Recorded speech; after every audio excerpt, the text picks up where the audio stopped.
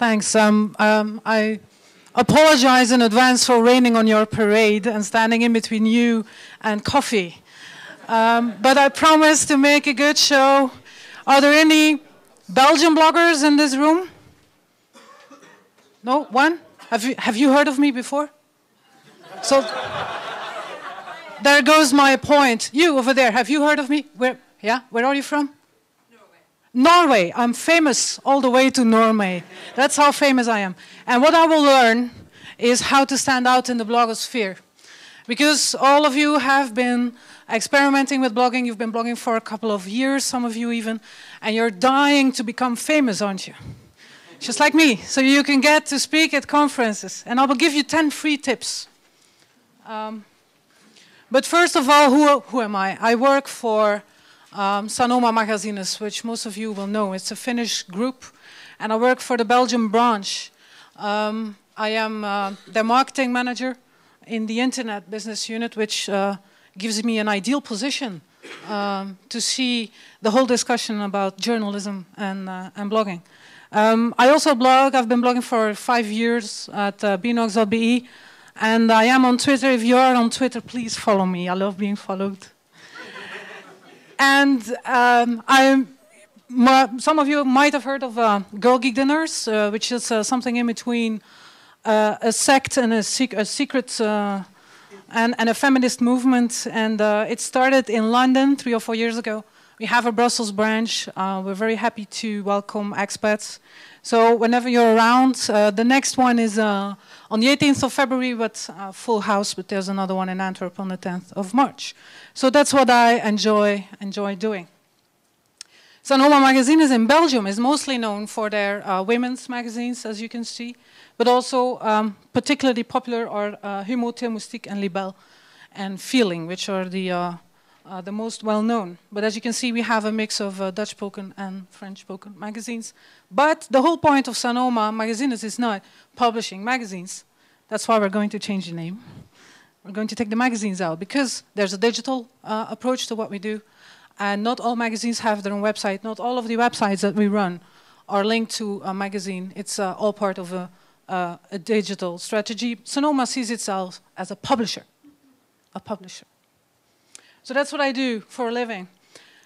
Back to my keynote. What is actually standing out? When do you stand out as a blogger? Does this is of course your mileage may vary on this one. You might say that whoever has the biggest traffic is the most outstanding blog. At this point, the most outstanding blog in the world is the Huffington Post, which attracts a lot of visitors. Is it popularity? Does this mean that a lot of people know the blog or often hear about it? Is it influence? Does your blog stand out when you can make a difference? When you can actually, a very recent example is a Dutch blogger. Well, she lives in Flanders actually, so we have kind of claimed her, who worked in New York, and she saw one of our, Belgian politicians. It's a nice country, Belgium, but politicians are just a mess. And one of them was drunk in a bar, and she blogged about it. And nobody would have known if not someone from the environment of this politician actually called her boss, the bar owner, to fire her, which he did, which she wrote on her blog. And to make a long story short, it was a bad example of crisis communication ensued because the politician first ignored what had happened and then denied it. So this became a kind of a blog storm, and it definitely harmed the politician's reputation.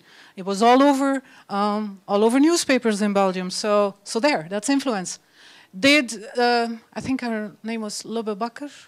Nathalie Lubbe-Bakker was her name. Did she have a lot of visitors? No.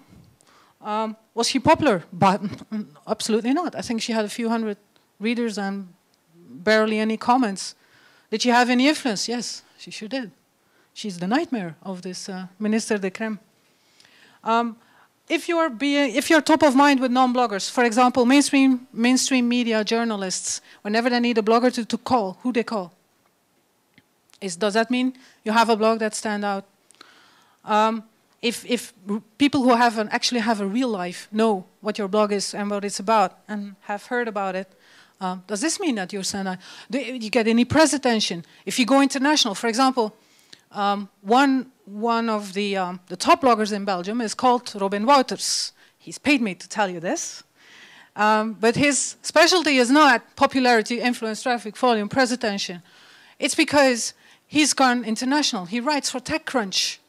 You know TechCrunch, right? TechCrunch is a network of mostly technology-related news.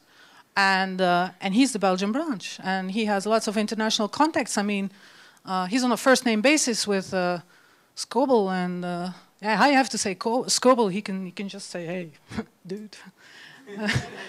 That's a blogger that stands out. I mean, he gets free tickets to all the cool conferences in Paris and London. So what does it mean? It's just your mileage varies. And why would you want to stand out? Why would you want to stand out?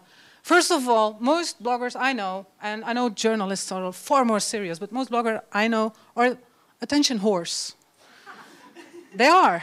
I mean, why would you publish something if nobody reads it? Why would you write something if nobody reacts to it?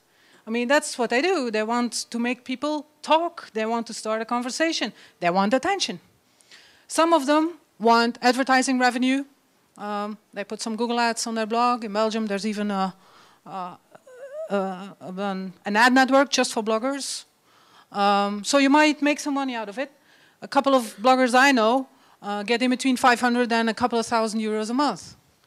And it used to be tax-free. Those were the good days. You might get speaking or consultancy assignments. A lot of the A-list bloggers in Belgium, for what that's worth, are actually consultants in social media. So they use their blog to show how expert they are, and then they get money out of it indirectly by speaking or getting consultancy assignments. Some people, and there are some examples of that in Belgium, get a better job. Take me, for example. I used to work for Skynet, which is not the Arnold Schwarzenegger-related evil network. But I got this job at Sanoma. That's what I like to think, thanks to my blog. You get event invitations. You get invitations to parties, for example, conferences, and you get in for free when you're an outstanding blogger. If they don't know who you are, your chances are very slim that you get in for free. And of course, freebies and goodies, and the image that you see there is it illustrates when I realized I was famous as a blogger, because this is a beta version of a new brand of chocolate. So you know that software and hardware have beta versions, but I didn't know chocolate had it too.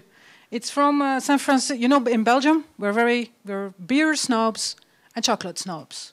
So you never say a bad thing about beer or about chocolate, because Belgian beer is best, Belgian chocolate is best, right? I hope there's nobody from Switzerland here, because as far as the chocolate is concerned, that's a tie. It's a chocolate brand from San Francisco, and it's called Cho. Really cool.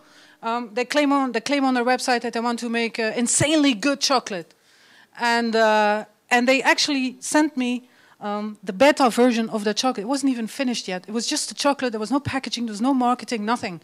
And they were asking me whether I would please tell them what I thought of it. And that was the coolest thing that ever happened to me as a blogger. I swear. I was very honored. I mean, first of all, I'm going to give you a few simple steps, and most of you will already know them. A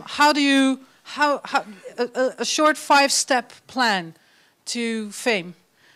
First of all, if you start your blog, you have to listen and learn from other bloggers and other blogs, obviously. And the easiest way is to get a fat OPML file from an experienced blogger. What is an OPML file? An OPML file is basically, if you use Google Reader or Blognice to read RSS feeds, you can export to OPML. And you get a really small file. It's like 60 kilobytes or something. You can easily pass it on. And that's how I started. I asked a more experienced blogger what blogs he was reading, and he said, I'll just email you my OPML file. I imported it in my RSS reader, and then I started reading. It was very inspiring.